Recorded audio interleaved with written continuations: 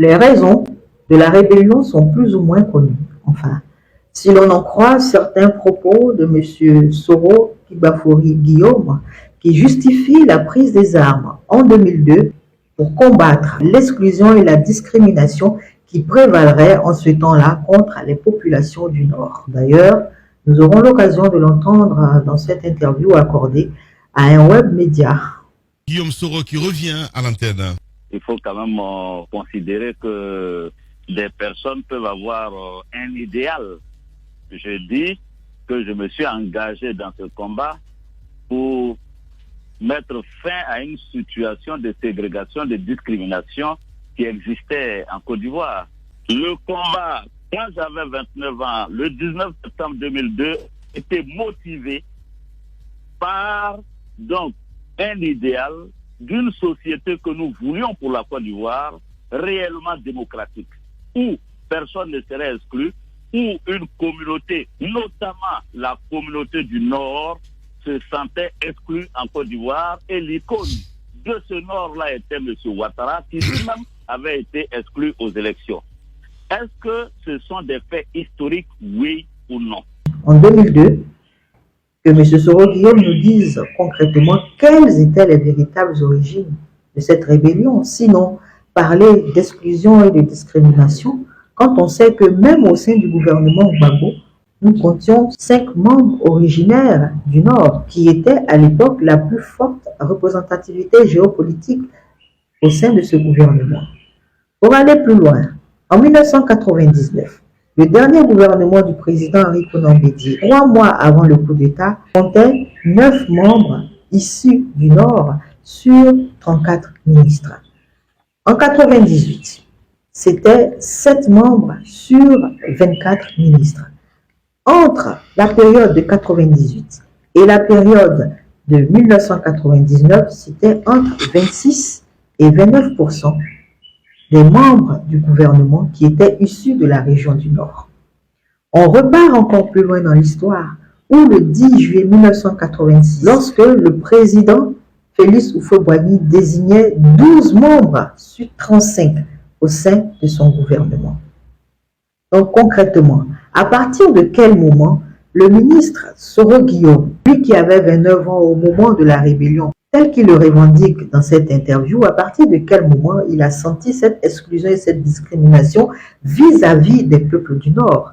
Je rappelle et je reprécise qu'au moment où le président Félix Houphouët-Boigny annonçait son gouvernement de juillet 1986, M. Soro Guillaume avait 13 ans.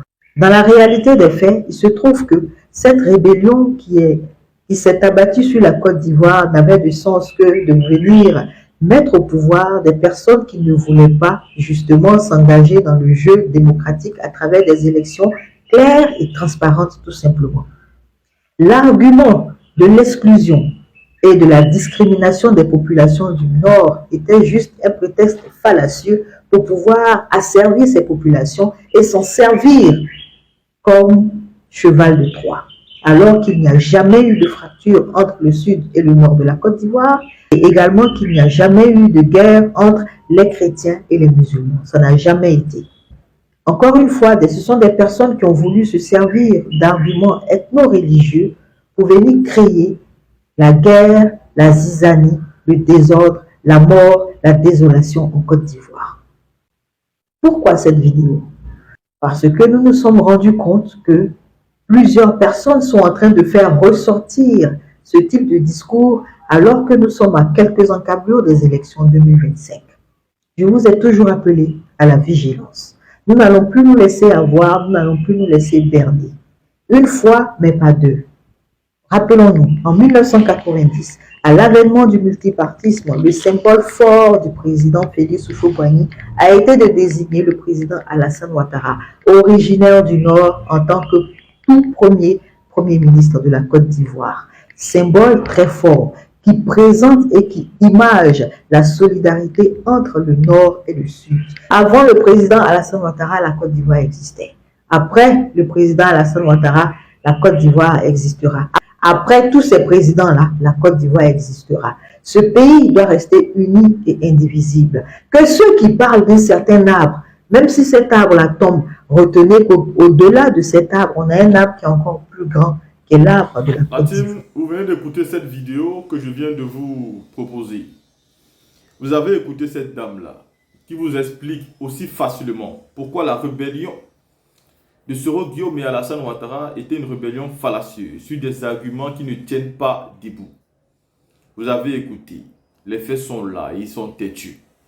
En passant par le président Bédié, en venant sur le président Félix Houphouët-Boigny, sans oublier le président Laurent Gbagbo, tous ces trois hommes d'État ont toujours tenu contre la région du Nord, en nommant comme ministre dans leur gouvernement une grande partie de ceux qui venaient du Nord. D'ailleurs, si ce n'était pas le cas, ils n'allaient même pas pouvoir financer leur rébellion. C'est parce qu'ils ont toujours été nommés et bien placés au sein des différents gouvernements qu'ils ont pu engranger beaucoup d'argent pour finalement derrière se servir de cet argent pour financer une rébellion.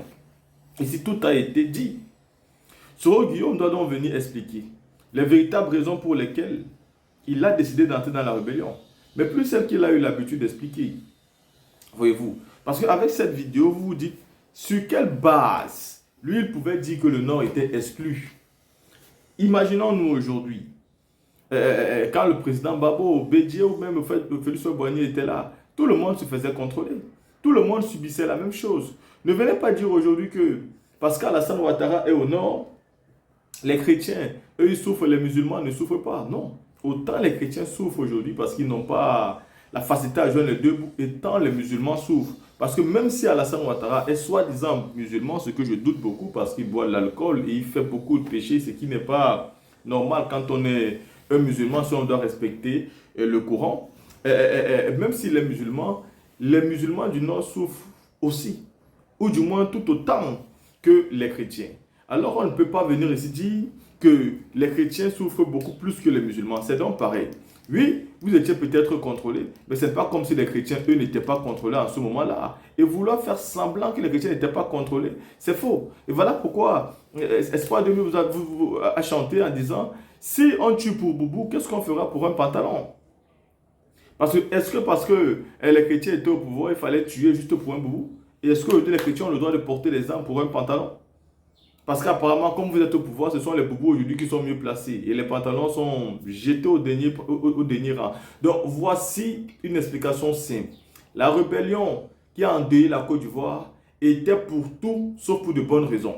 Et ils ont réussi à arriver au pouvoir sans passer par des élections crédibles et transparentes. Ils ont imposé une élection alors que la Côte d'Ivoire était divisée. Ce n'est pas possible. Regardez le comportement du gouvernement du Mali aujourd'hui. C'est ce gouvernement-là même que le président Laurent Gbagbo aurait dû avoir en 2010. Il n'aurait pas dû organiser les élections. Car pour organiser une élection crédible, il faut que tous les quatre coins du pays se joignent pour participer. N'obligez pas une partie du peuple à être isolée, à ne pas choisir leur président et de même leur gouverner comme si vous étiez légitime pour eux.